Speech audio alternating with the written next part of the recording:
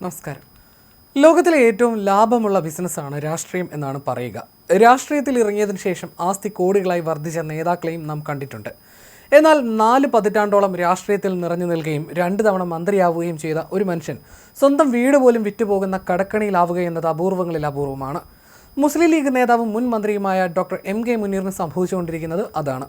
നേരത്തെ പാലോളി മുഹമ്മദ് കുട്ടി, PK ഗുരുദാസൻ തുടങ്ങിയ CPM നേതാക്കൾക്കൊക്കെയാണ് രാഷ്ട്രീയത്തിലിറങ്ങി ഒന്നും സമ്പാദിക്കാത്തവരായി നാം കണ്ടത്. എന്നാൽ മുസ്ലിം ലീഗ് രാഷ്ട്രീയത്തിലെ അത്യപൂർവമായ ഒരു പാപ്പരാഗലാണ് ഇവിടെ കണ്ടത്. മുനീറിന്റെ പിതാവ് CH മുഹമ്മദ് കോയ മുൻ ഉപമുഖ്യമന്ത്രിയും കേരള രാഷ്ട്രീയത്തിലെ അധികായന്മാരിൽ ഒരാളുമായിരുന്നു.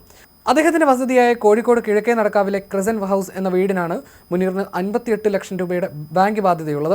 ഇത് ഒറ്റ തവണ തീർപ്പാക്കൽ പദ്ധതി പ്രകാരം 48 ലക്ഷം രൂപയായി നിശ്ചയിച്ചിരുന്നു. പക്ഷേ ഇതും അദ്ദേഹത്തിന് അടച്ചു തീർക്കാൻ കഴിഞ്ഞിരുന്നില്ല. ഇതോടെയാണ് ഈ മാസം മാർച്ച് 31 മുമ്പ് ബാധ്യത തീർത്തില്ലെങ്കിൽ ജപ്തി അടക്കമുള്ള നടപടികളിലേക്ക് പോവേണ്ടി വരുമെന്ന് ബാങ്ക് അധികൃതർ മുന്നറിയിപ്പ് നൽകിയിരിക്കുന്നത്.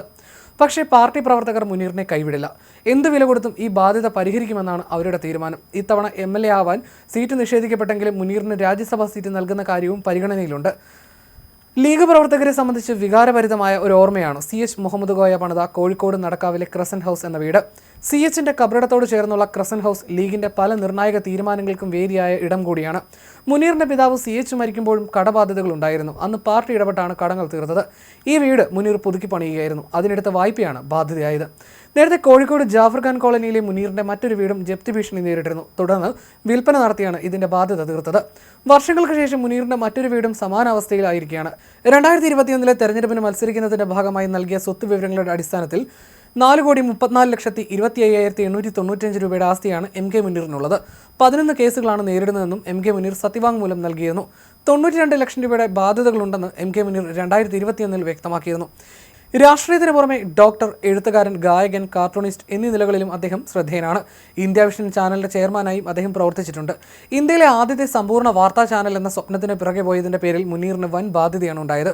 ഇന്ത്യ വിഷൻ എന്ന ടെലിവിഷൻ ചാനൽ കേരള മാധ്യമരംഗത്ത് വിപ്ലവം തീർത്തുവെങ്കിലും അത് സാമ്പത്തികമായി വിജയിച്ചില്ല. ചാനലുമായി ബന്ധപ്പെട്ട സാമ്പത്തിക പ്രതിസന്ധികളും അദ്ദേഹത്തെ ബാധിച്ചിരുന്നു. ഇന്ത്യ വിഷൻ മാനേജ്മെന്റുമായി ബന്ധപ്പെട്ട ഒരു ചെക്ക് കേസിൽ 2.6 കോടി രൂപ പിഴയായി നൽകാൻ കോടതി ഉത്തരവിട്ടിരുന്നു. ചാനൽ അടച്ചുപൂട്ടിയതിനു ശേഷം അദ്ദേഹത്തിന്റെ പേരിൽ ചെക്ക് കേസുകൾ വന്നുകൊണ്ടിരുന്നു. തനിക്ക് ഒരു പബ്ലിഷിംഗ് ഹൗസും വളാഞ്ചേരിയിൽ ഒരു ആശുപത്രിയിലും ഉണ്ടെങ്കിലും അവയിൽ നിന്ന് നിലവിൽ വരുമാനമൊന്നുമില്ലെന്ന് മുനീർ വ്യക്തമാക്കിയിട്ടുണ്ട്. MLA ശമ്പളം കൊണ്ട് മാത്രം ജീവിക്കാൻ കഴിയില്ലെന്ന് അദ്ദേഹം മാധ്യമങ്ങളോട് പറഞ്ഞിരുന്നു. ഒരു മോശം ബിസിനസ്സുകാരനാണ് മുനീർ എന്നാണ് അദ്ദേഹത്തെ അറിയുന്നവർ പറയുന്നത്. പലരും അദ്ദേഹത്തെ പറ്റിച്ചുവെന്നും കേൾക്കുന്നുണ്ട്. 1991 മുനീർ ആദ്യമായി നിയമസഭയിലേക്ക് തിരഞ്ഞെടുക്കപ്പെട്ടത്. നിലവിൽ കൊടുവള്ളി മണ്ഡലത്തെയാണ് അദ്ദേഹം പ്രതിനിധീകരിക്കുന്നത്. മുൻപ് മലപ്പുറം, കോഴിക്കോട് സൗത്ത് എന്നീ മണ്ഡലങ്ങളിൽ നിന്നും തിരഞ്ഞെടുക്കപ്പെട്ടിട്ടുണ്ട്. 2001-2006 കാലഘട്ടത്തിൽ AK ആന്റണി, ഉമ്മൻചാണ്ടി സർക്കാരുകളിൽ പൊതുമരാമത്ത് മന്ത്രിയായിരുന്നു മുനീർ. അക്കാലത്ത് അദ്ദേഹം നിർദ്ദേശ എക്സ്പ്രസ് വേ നടപ്പായിരുന്നെങ്കിൽ അത് കേരളത്തിന്റെ മുഖച്ഛായ മാറ്റുമായിരുന്നു. 2011-2016 കാലഘട്ടത്തിൽ ഉമ്മൻചാണ്ടി മന്ത്രിസഭയിൽ സാമൂഹ്യക്ഷേമ പഞ്ചായത്ത് വകുപ്പ് മന്ത്രിയായി. കേരളത്തിലെ ട്രാൻസ്ജെൻഡർ നയം നടപ്പിലാക്കുന്നതിൽ മുനീർ നിർണായക പങ്കുവഹിച്ചു. കേരള നിയമസഭയിലെ പ്രതിപക്ഷ ഉപനേതാവായും അദ്ദേഹം സേവനമനുഷ്ഠിച്ചു. മുസ്ലിം ലീഗിന്റെ സംസ്ഥാന സെക്രട്ടറിയായും അദ്ദേഹം പ്രവർത്തിക്കുന്നു. അതിനിടെ കഴിഞ്ഞ വർഷം മുനീർ അസുഖബാധിതനുമായി. 2025 സെപ്റ്റംബറിൽ രക്തത്തിൽ പൊട്ടാസ്യത്തിന്റെ അളവ് അപകടകരമാം വിധം താഴ്ന്നതിനെ തുടർന്ന് അദ്ദേഹത്തിന് ഹൃദയാഘാതം സംഭവിച്ചിരുന്നു. കോഴിക്കോട് ഒരു സ്വകാര്യ ആശുപത്രിയിൽ തീവ്രപരിചരണ വിഭാഗത്തിൽ ചികിത്സയിലായിരുന്ന അദ്ദേഹം പിന്നീട് സുഖം പ്രാപിക്കുകയും ഒക്ടോബറോടെ ആശുപത്രി വിടുകയും ചെയ്തു. പക്ഷേ അപ്പോഴേക്കും അദ്ദേഹത്തിന്റെ ശരീരം അവശ്യ നിലയിലേക്ക് മാറിയിരുന്നു. പഴയ ഫോട്ടോയിലെ ഊർജ്ജസ്വലനായ ആ രൂപമല്ല ഇപ്പോഴുള്ളത്. മുസ്ലിം ലീഗിൽ PK കുഞ്ഞാലിക്കുട്ടിയുടെ കടുത്ത എതിരാളിയായിട്ടാണ് MK മുനീർ അറിയപ്പെട്ടിരുന്നത്. കുഞ്ഞാലിക്കുട്ടിയുടെ ഐസ്ക്രീം പാർലർ കേസ് മുനീർ ചെയർമാനായ ഇന്ത്യ വിഷൻ കുത്തിപ്പൊക്കിയതും വിവാദമായിരുന്നു. എന്നാൽ ഇപ്പോൾ അവർ തമ്മിൽ പഴയ പ്രശ്നമില്ല. പക്ഷേ രോഗം മുതലെടുത്ത് മുനീറിന് ഇത്തവണ സീറ്റ് നിഷേധിച്ചതിന് പിന്നിൽ കുഞ്ഞാലിക്കുട്ടി വിഭാഗമാണെന്ന് ആരോപണമുണ്ട്. സ്ഥാനാർത്ഥി നിർണ്ണയം അന്തിമഘട്ടത്തിൽ എത്തി നിൽക്കെ മുനീറിനെതിരെ പാർട്ടികളിൽ ഒരു വിഭാഗം രംഗത്തെത്തിയിരുന്നു. ആരോഗ്യ പ്രശ്നങ്ങളുള്ള മുനീറിന് ഇത്തവണ സീറ്റ് നൽകരുതെന്നും മുനീർ ഇത്തവണ മത്സര രംഗത്ത് നിന്ന് മാറി നിൽക്കണമെന്നുമായിരുന്നു സാമൂഹ്യ മാധ്യമങ്ങളിലൂടെ ഒരു വിഭാഗം പ്രവർത്തകർ ഉയർത്തിയ പ്രചാരണം.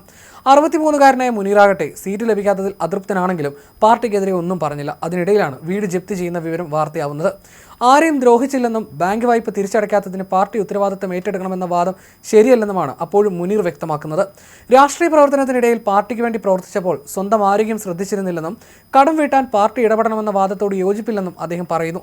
എന്നാൽ മുസ്ലിം ലീഗ് പ്രവർത്തകർ അദ്ദേഹത്തിന്റെ കടം വീട്ടാനായി രംഗത്തെത്തിയിട്ടുണ്ട്. MK മുനീറിന്റെ വീട് നഷ്ടപ്പെടാൻ അനുവദിക്കില്ലെന്നും അദ്ദേഹത്തെയും കുടുംബത്തെയും അവസാന ശ്വാസം വരെ അന്തസ്സോടെ സംരക്ഷിക്കുമെന്നും മുസ്ലിം ലീഗ് അഖിലേന്ത്യാ സെക്രട്ടറിയും കോഴിക്കോട് സൗത്ത് മണ്ഡലം UDF സ്ഥാനാർത്ഥിയുമായ അഡ്വക്കേറ്റ് ഫൈസൽ ബാബു പ്രതികരിച്ചു. ഇതോടെ നിരവധി പ്രവർത്തകരും ഈ വിഷയത്തിൽ പ്രതികരിക്കാൻ തുടങ്ങി. പാർട്ടി നേതൃത്വം മുനീറിനെ ബന്ധപ്പെട്ടിട്ടുണ്ട്. അതുപോലെ തന്നെ അദ്ദേഹത്തെ രാജ്യസഭയിലേക്ക് പരിഗണിക്കണമെന്ന ആവശ്യവും ശക്തമായി ഉയരുന്നുണ്ട്.